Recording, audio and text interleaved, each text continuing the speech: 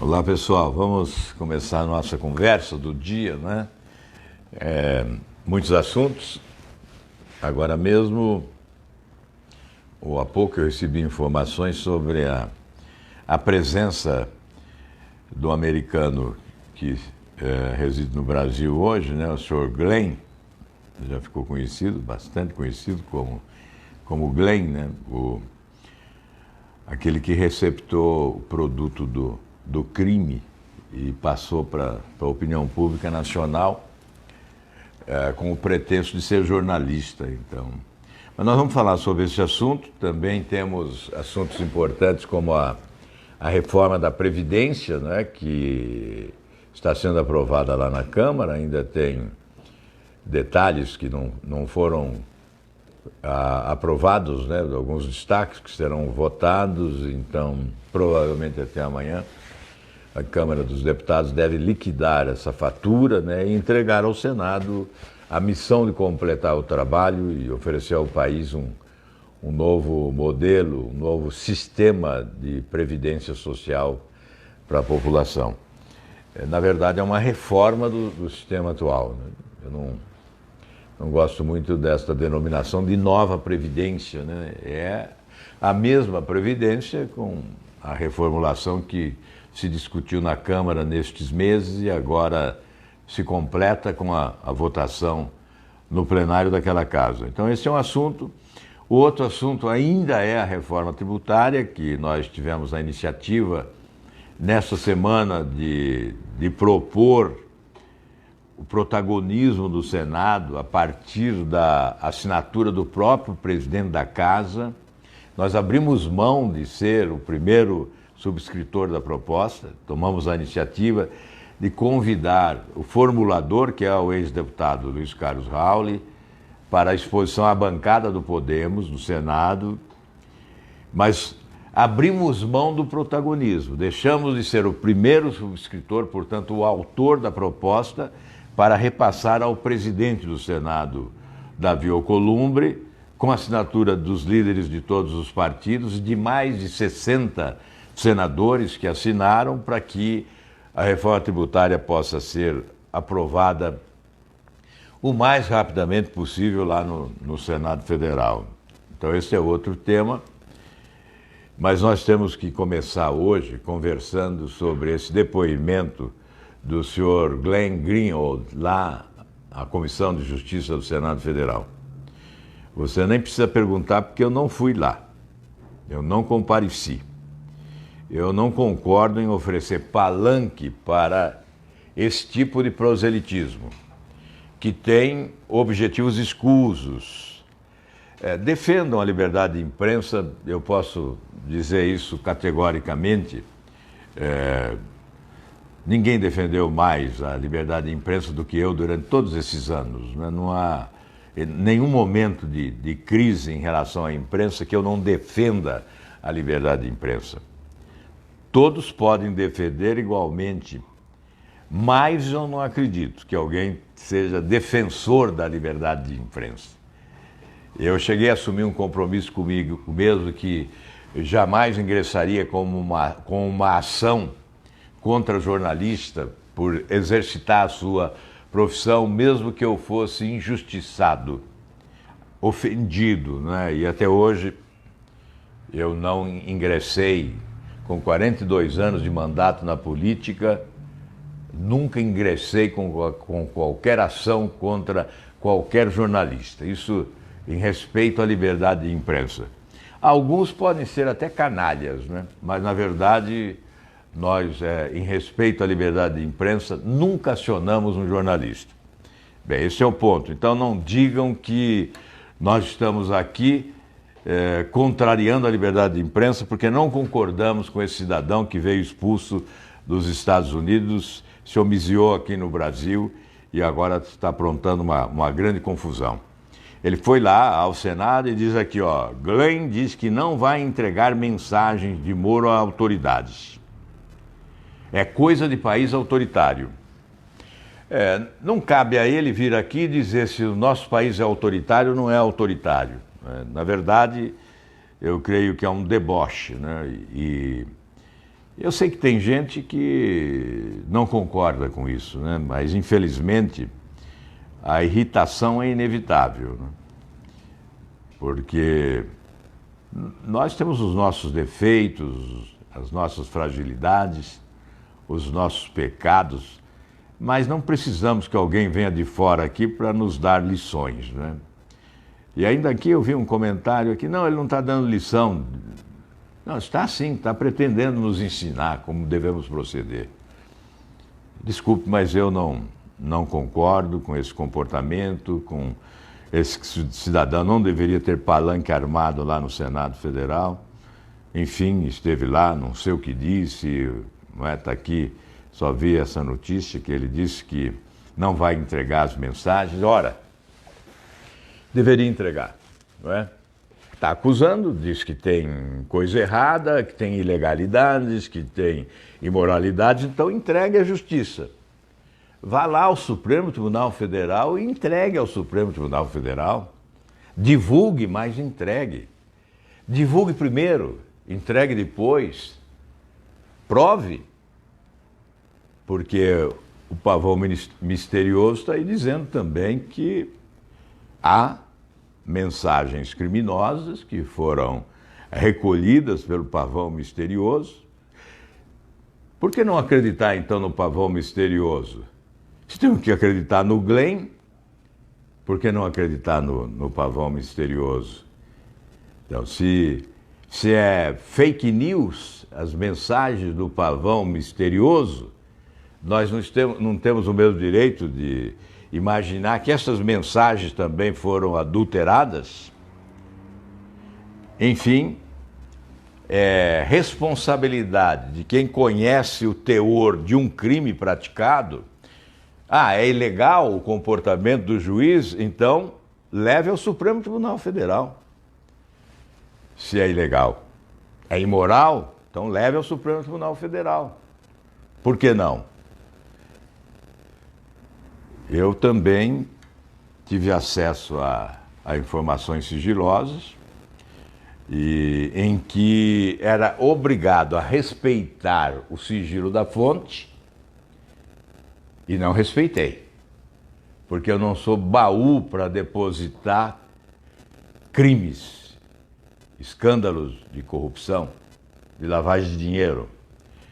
Quando eu obtive do COAF informações sobre a possibilidade de estar ocorrendo lavagem de dinheiro com recursos oriundos dos prêmios pagos pelas loterias da Caixa Econômica Federal, eu recebi as informações num envelope lacrado, escrito sigiloso, e assinei um documento responsabilizando-me pelo sigilo daquelas informações fornecidas pelo COAF. E quando eu abri e vi que tratava-se de um crime, eu fui à tribuna e denunciei. Não me importei com as consequências.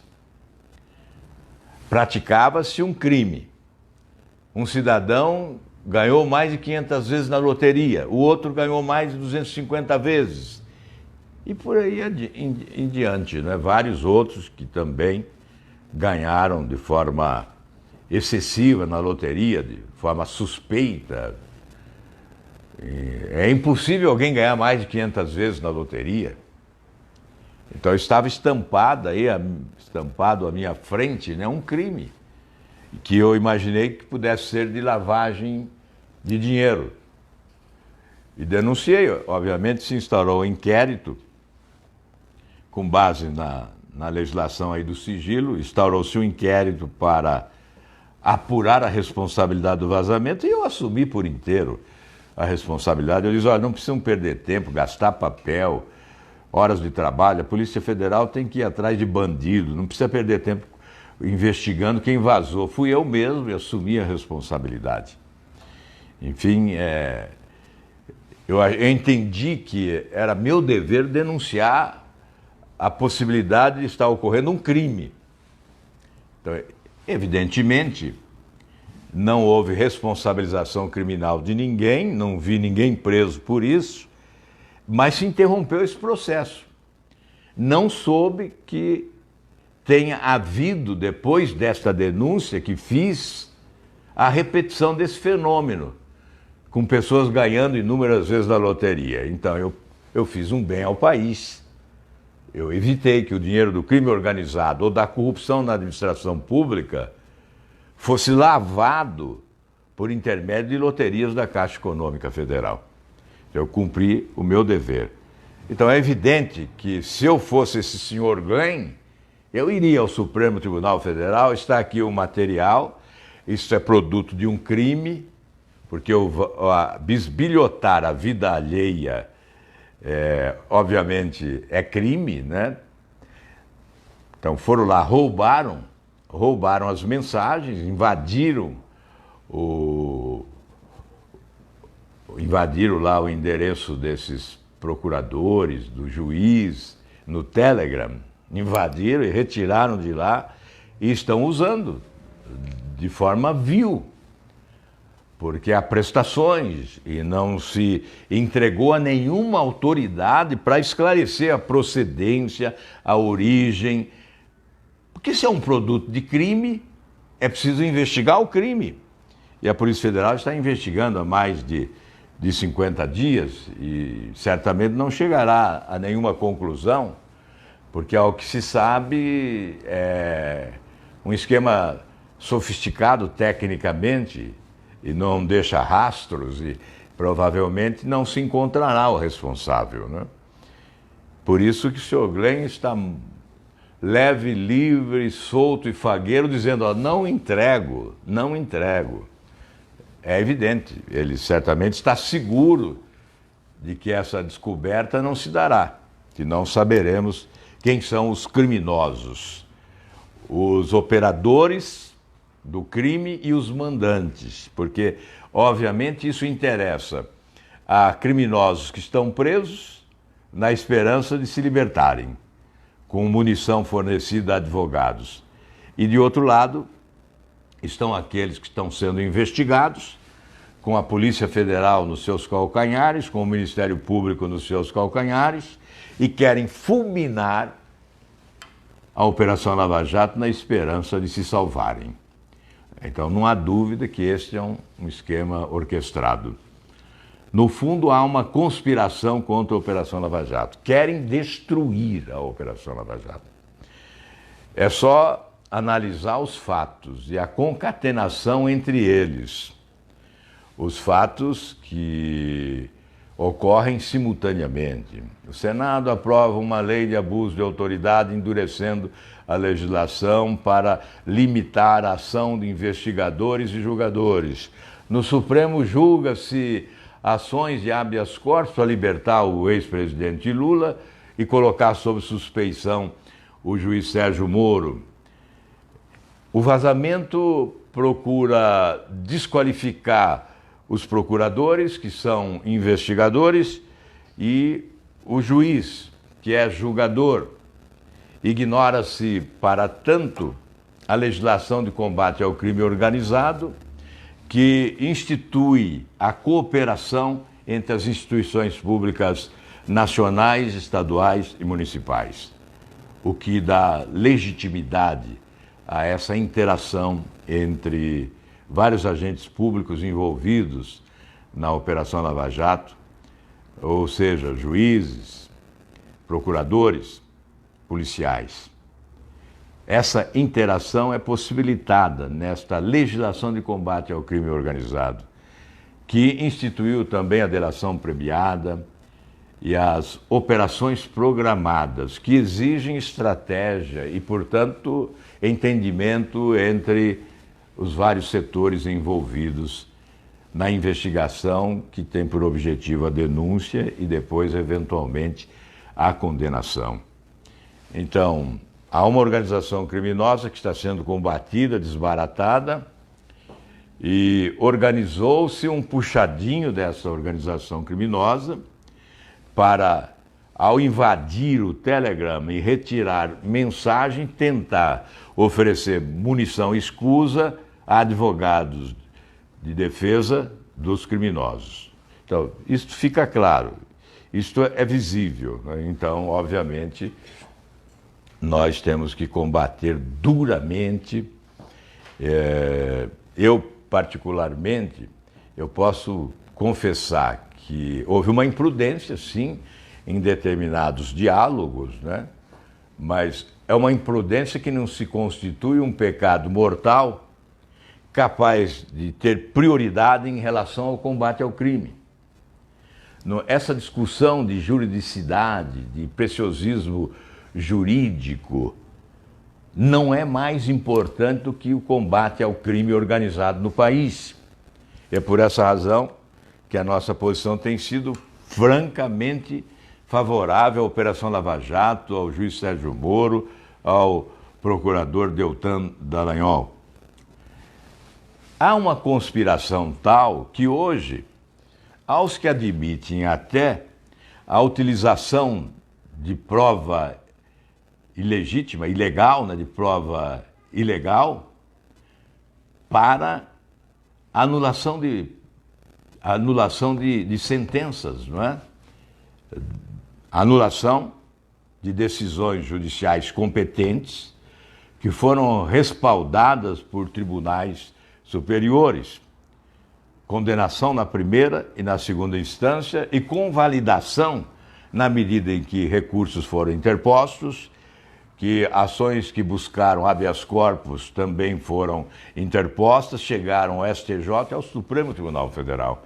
E as provas colhidas e que deram sustentação ao julgamento na primeira e na segunda instância foram avaliadas. Portanto, nós tivemos um itinerário percorrido neste processo pelas provas apresentadas. E há aqueles que hoje defendem. Eu acredito que seja uma minoria, mas há inclusive ministros do Supremo Tribunal que já cogitou de se utilizar da forma ilegal, não é, para anulação das provas legais que culminaram com a condenação do réu. E eu quero lembrar aqui de outras 3 operações que foram anuladas a pretexto de que as provas eram ilegais. Quais foram essas operações? A Operação Factor, que foi anulada com argumentos frágeis, inconsistentes, inaceitáveis, de que as provas eram ilegais, porque utilizou-se para o grampo telefônico a ABIN, Agência Brasileira de Inteligência. Satyagraha também, a alegação de que as provas eram ilegais, já que se utilizou também de procedimentos a partir de denúncia anônima.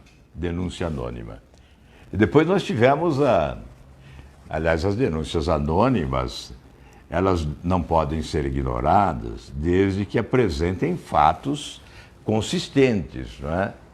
Então é evidente que a investigação da Polícia Federal e do Ministério Público culmina com a apresentação de fatos incríveis envolvendo partidos políticos, empresários, um esquema de corrupção monumental. E depois o Castelo de Areia, da mesma forma, a Operação Castelo de Areia. Foram 3 operações que foram anuladas com argumentos frágeis, inconsistentes e inaceitáveis. E o Ministério Público, recorrendo, não obteve sucesso também no Supremo, e essas operações foram anuladas. E plantou-se a impunidade. A impunidade derrotou a justiça. E a alegação foram de que as provas eram ilegais. E agora? Querem se valer de provas ilegais? O que farão? Considerarão as provas ilegais para anular decisões judiciais e restabelecerão as outras 3 operações? Porque aí há uma contradição. As provas ilegais não valeram naquelas operações e valerão agora? Então, essa é uma questão que nós temos que considerar e como parte desta conspiração. Esse é um assunto muito grave, é muito sério. Nós não estamos aqui falando irresponsavelmente. Nós estamos aqui trazendo uma denúncia da maior seriedade. Há sim uma conspiração que tem por objetivo acabar com a Operação Lava Jato. Não é apenas desmoralizar a Operação Lava Jato, é acabar com ela, para que aqueles que estão hoje correndo o risco de serem condenados e presos se libertem. E é evidente que a Operação Lava Jato é o fato talvez mais importante dos últimos tempos no nosso país. Veja, mais de 13 bilhões de reais foram devolvidos aos cofres públicos. E eu não estou considerando aí, somando, os vários acordos de leniência que foram celebrados e que implicará numa devolução ainda maior. Até aqui, a Polícia Federal e o Ministério Público, com a participação da Justiça, essas instituições sagradas no Estado de Direito Democrático, fizeram voltar aos cofres públicos mais de 13 bilhões de reais. Então é claro que isto é uma demonstração cabal de que o Brasil foi assaltado. E há os que querem acabar com tudo isso, passar uma borracha nisso, acabar com a Operação Lava Jato e fazer prevalecer aquele estágio de impunidade que nós vivemos no Brasil por um bom tempo. Então, este é um assunto sagrado. É, sem dúvida nenhuma, uma prioridade nacional. Nós temos que ficar atentos, alertas, vigilantes, combatendo esta conspiração. Temos que ser mais fortes que os conspiradores. Então, este é um apelo que eu estou aqui fazendo. E na esteira disso tudo, nós temos um capítulo ainda não esgotado, que é do foro privilegiado. Nós estamos lutando desde 2013 para acabar com o foro privilegiado. E muitos acompanham esse calvário, né, esse itinerário. Depois de superar tantos obstáculos, chegamos à vitória no Senado há mais de 2 anos. E desde junho de 2017 o projeto mora na Câmara dos Deputados, depois de aprovado no Senado. Final do ano passado, o projeto foi vitorioso na Comissão Especial, que é uma fase decisiva para a sua aprovação definitiva. E nós estamos aguardando já desde fevereiro a inclusão na ordem do dia para a votação em plenário, que se dá em 2 turnos. Bem, tentamos inúmeras vezes, fomos, argumentamos, solicitamos, pedimos, reunimos parlamentares, fizemos apelos ao presidente da Câmara dos Deputados, Rodrigo Maia, e houve um compromisso dele, de que em agosto estará na ordem do dia, na Câmara dos Deputados, para a votação, esse projeto que acaba com o foro privilegiado. Eu quero poder anunciar a vocês na próxima semana, porque domingo à noite estarei em Brasília e na segunda e na terça-feira pretendo tratar desse assunto com o presidente do Senado e o presidente da Câmara, para definir uma data em respeito à população brasileira, para que a gente possa dizer, olha, em agosto, no dia tal, estará na ordem do dia, no plenário da Câmara dos Deputados, o projeto que acaba com o foro privilegiado. Certamente, aqueles que hoje defendem Glenn Greenwald, não é? e que são beneficiários do foro privilegiado, estarão sujeitos a uma situação de normalidade, ou seja, estarão sendo julgados em primeira instância. Estarão sentados no banco dos réus diante de um juiz de primeira instância. E aí nós vamos acabar com essa festa da impunidade. Eu vou repetir aquele número que é fatal para colocar os pingos nos is, né? Mostrar a diferença, que há privilégios sim, que alguns estão colocados, e não são poucos, não são alguns, são muitos. Supostamente são mais de 55 mil autoridades brasileiras, é evidente que nem todas as autoridades brasileiras não somos criminosos, mas entre 55 mil autoridades brasileiras há privilegiados que, ao invés de sentar no banco dos réus diante de um juiz de primeira instância, estará lá num pedestal, sendo julgados ou não sendo julgados pelo Supremo Tribunal Federal, porque em matéria de crime, a impressão que passa é que o Supremo Tribunal Federal tem uma estrutura arquitetada para não funcionar. Então nós tivemos, nesses 5 anos da Operação Lava Jato, apenas uma condenação no Supremo Tribunal Federal, enquanto tivemos, na primeira instância, 285 ações julgadas, com condenações que implicaram em prisões, em cerca de 3 mil anos de prisões. Veja a diferença, uma única condenação em Brasília, no Supremo Tribunal Federal, e 285 na primeira instância. Então é isso que nós queremos, igualdade, todos iguais perante a lei.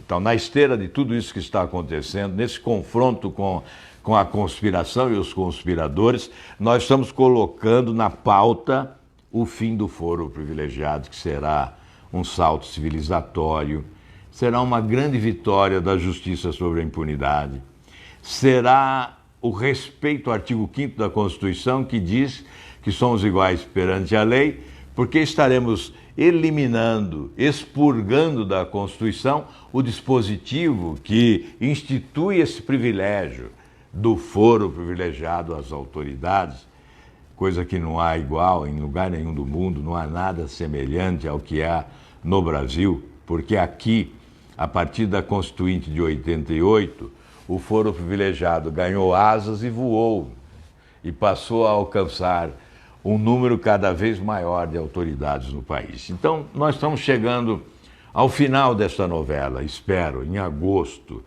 espero. Se ocorrer a emenda, me parece que há a pretensão de se apresentar uma emenda, que se apresente. Aí volta para o Senado e lá nós seremos rápidos, lá nós não demoraremos. Vocês podem ter certeza disso, que no Senado nós vamos pegar o boi à unha e vamos fazer o projeto ser aprovado mais rapidamente do que se imagina. Eu creio que isso é essencial, em respeito, sobretudo, a essa população brasileira que não se conforma mais com tanta impunidade, infelizmente, com tanta corrupção. Nós estamos vendo agora as consequências da corrupção. É evidente que não é só a corrupção. É a corrupção de um lado, como força motora dessa esculhambação geral, né? Dessa desarrumação das contas públicas, dessas diferenças incríveis entre os muito ricos e os muito pobres, né? A falta de oportunidade. Então é corrupção de um lado e incompetência do outro. Então tem incompetência. Estou dizendo isso até porque agora o último levantamento mostra que 64% das famílias brasileiras estão endividadas. Então veja, 64%. Aí dá o quê? Não dá para fazer a conta tão rápido, nós temos 208 milhões de habitantes, então seguramente 130 milhões, né? 120, 130 milhões de brasileiros endividados. Isso é um monumento à pobreza, né? Nós estamos vendo que são mais de 52 milhões abaixo da linha da pobreza. Tudo isso é consequência de corrupção e de incompetência. Isso vem crescendo. Você se lembra que eu falava em 62%? Agora é 64%. Porque a última pesquisa mostrou a linha ascendente. E o maior número, o maior percentual desses endividados está no cartão de crédito, né? A utilização do cartão de crédito. Aqui, apoio à Operação Lava Jato, a Elizabeth. Agradeço a sua dedicação em nos representar. Aí, André Gaudêncio, obrigado, apoio anticrime, a lei anticrime.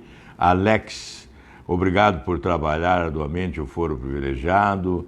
O Beto Campos, se tem homem de caráter no Congresso Nacional, você merece o meu respeito. Obrigado, Beto, muito obrigado. Luiz Figueiredo, o senhor representa o povo de bem. A Elizabeth Pereira, fim do foro privilegiado. Matias Martinez Neto, convoque o Pavão para prestar esclarecimentos sobre o grampo. Pois é, Matias, se convocar o Glenn, deveriam convocar o Pavão também, né? O Pavão ia ser bem fotografado lá no Senado Federal. Mas é um pavão misterioso, então eu não sei como seria possível convocá-lo. A Maria Tereza, um verdadeiro político, obrigado. Sou médica e sou cada vez mais sua fã. Obrigado, Maria Tereza, é um estímulo. Aqui o André Gaudêncio, abaixo os impostos. A Marina Figueiredo, obrigada pelo seu trabalho. André Gaudêncio, o Beto Santos, fim do foro privilegiado e prisão em segunda instância. Eilas Navas, parabéns, senador, obrigado. O Gênova, quando acabar o foro privilegiado, vou soltar fogos de artifício. E eu também. A Lúcia Maria Guerra, obrigado aqui pela presença. O Alex Moscoso, maravilha, senador. A Lúcia Oliveira, torcemos por isso. Mauro Marucci, infelizmente o senhor se abdicou da presidência do Senado. O Mauro, na verdade, eu não abdiquei da presidência por livre e espontânea vontade, né? Mas por necessidade, porque se não renunciasse à candidatura, dividiria a mudança, né, a faixa da mudança, o campo da mudança, e proporcionaria a continuidade do PMDB com o senador Renan Calheiros. Então, houve uma grande pressão. Primeiramente, eu coloquei a minha candidatura, é bom dizer claramente, né, pela pressão das redes sociais. Houve uma enorme pressão nas redes sociais para que eu fosse candidato. E coloquei a minha candidatura em respeito, portanto, a vocês, né, que estimulavam uma candidatura nossa pelas redes sociais. E depois eu tive que renunciar no dia da eleição pela pressão daqueles que estavam fazendo as contas dos votos e verificando que a minha candidatura poderia dividir a do Davi Alcolumbre e com isso o Renan Calheiros seria vitorioso. E eu não poderia carregar essa culpa, por isso a renúncia. Evidentemente, há renúncias que engrandecem, né? Quando a renúncia é fruto da covardia é uma coisa, mas quando a renúncia é resultado da dignidade de quem sabe abrir mão a favor de um projeto, como agora, a questão da reforma tributária. A iniciativa foi nossa no Senado, nós buscamos lá o autor da proposta, levamos ao nosso partido, que aprovou a proposta, então o projeto foi formatado para que eu assinasse em primeiro lugar e apresentasse, mas eu abri mão de ser protagonista, de ser autor do projeto, em nome da eficiência, e levei ao presidente do Senado, para que a instituição assumisse o projeto como da instituição.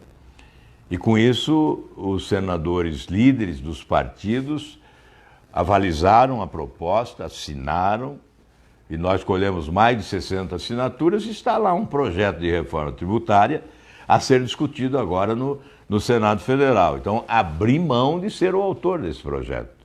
Poderia ter sido o autor, porque a iniciativa foi nossa. Então, da mesma forma, nós nos comportamos em relação à presidência do Senado, porque há objetivos maiores e nós muitas vezes devemos deixar o nosso interesse pessoal, a visibilidade que nós poderíamos alcançar para favorecer um projeto que interessa ao país. neste caso o da reforma tributária. O Geraldo Guimarães, o senhor seja com você, senador, amém. André Gaudêncio, Norberto Bilá, cara, cala a boca, quando a casa cair, o fim da tua carreira vai ser triste. Ô, Norberto, que beleza, hein? Vai ser triste? Ótimo. Triste para quem?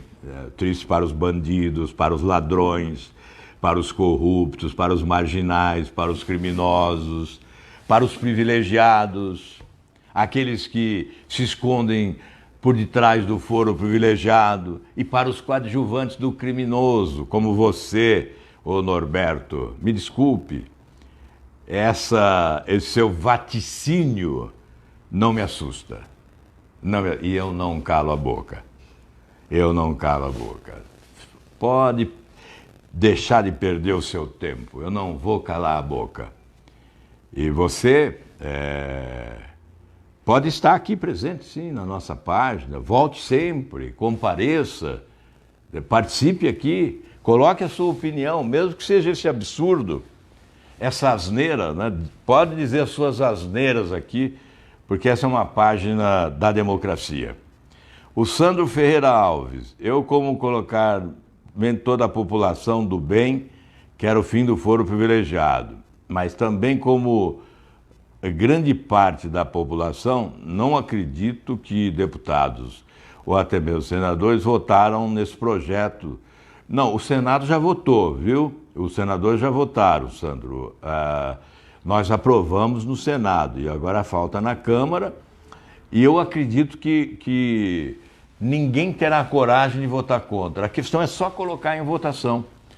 Por quê? Porque a população toda é favorável ao projeto. Então, nenhum parlamentar vai ficar marcado para o resto da vida como alguém que votou contra um projeto dessa natureza. Então, eu acredito sim que nós vamos aprovar. Pode acreditar, viu, Sandro Ferreira Alves? Pode acreditar que nós vamos aprovar esse projeto. Eu não vou sossegar enquanto ele não for aprovado, viu? Não vou soltar fogos de artifício não, mas vou comemorar. Dora Gomes, apoiado. Elias Naves, sua voz vai de encontro com os nossos anseios. Alex Maria Silvia Cristófari, verdade. Teca Reis, apoiado. Teca Arraes, Elias Naves, de novo aqui a Fátima, a Ruth, Mayra, verdade, obrigado. Alina Calazans, o Jaime, Vera, é muita gente aqui. Adão, muito obrigado a todos vocês. Eu acho que são tantos os comentários aqui que é impossível fazer referência a todos, né? Normalmente, nós temos aí mais de 2.000 comentários nas nossas lives, né? Hoje já estamos aqui com 654 comentários. Então fica difícil, eu gostaria de citar todos, né? Mas só quero agradecer. Bem, eu não vou falar hoje sobre a reforma tributária, no que consiste esse projeto, porque teremos tempo. Amanhã eu fui convidado, inclusive, para ir a São Paulo, mas não poderei comparecer, onde vai se discutir lá no Instituto em São Paulo as três propostas, a proposta do Luiz Carlos Raul, a proposta do Bernardo Apio e a proposta do Marco Sintra, que representa o governo. Então, depois nós faremos uma análise das três propostas. Eu considero a reforma tributária a mais importante reforma nesse momento. A economia está em declínio, né? Nós estamos mergulhando em matéria de economia. Há uma paralisação, desemprego, aumenta a dívida das famílias brasileiras, os endividados se avolumam e não há crescimento econômico. Então, para aquecer o mercado, para oferecer segurança jurídica, para desburocratizar e sacudir a economia do país, fazer a economia crescer novamente, não é? A reforma tributária é fundamental. Vai enxugar, vai facilitar, vai simplificar vai certamente angariar credibilidade nacional e internacional. Investimentos estrangeiros poderão voltar ao Brasil com mais segurança. Enfim, esse é um modelo que tem que se aproximar dos modelos da Europa, dos Estados Unidos, da Ásia. Com a modernização, nós estamos muito distantes, né? Estamos muito atrasados. O IVA, por exemplo, tem 52 anos. E agora nós estamos falando em IVA aqui, no Imposto do Valor Agregado. Nessa proposta do Raul, 10 impostos se transformam em um apenas.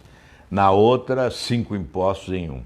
Então, na verdade, nós vamos ter muito tempo ainda para falar de reforma tributária. Eu vou ficar por aqui hoje, agradecendo a sua participação e o convidando para estar sempre conosco, dando a sua opinião, contribuindo, pedindo para outros ingressarem também aqui no nosso time, né, de seguidores desta página do Facebook, do YouTube, do Instagram, do Twitter, né, para fazer com que essa voz de resistência ao crime, à criminalidade, à violência e esse desejo de construção de uma nação sem tanta corrupção, né, mas uma nação mais justa, uma grande nação, né, que essa voz possa ganhar força e dimensão e alcançar milhões de brasileiros. E eu espero que aqui nós possamos ser a sua voz, nós possamos aqui transmitir as suas aspirações, os seus sonhos e as suas esperanças para que cheguem às autoridades maiores do país, responsabilizando-as pelo presente e pelo futuro. Então eu peço a você também essa gentileza, inscreva-se no nosso canal do YouTube. Ficarei grato a você por esse gesto e certamente estará contribuindo para que nós possamos prestar contas de forma mais adequada ainda e mais completa. Muito obrigado a todos, um ótimo final de semana. Ainda nesse final de semana nós voltaremos a conversar. Eu estou falando em final de semana porque a semana terminou no Senado, ainda não terminou na Câmara, porque lá estão votando ainda a reforma da Previdência. O objetivo é concluir essa votação já para depois o Senado se encarregar dela. Tá, uma boa tarde a todos e muito obrigado.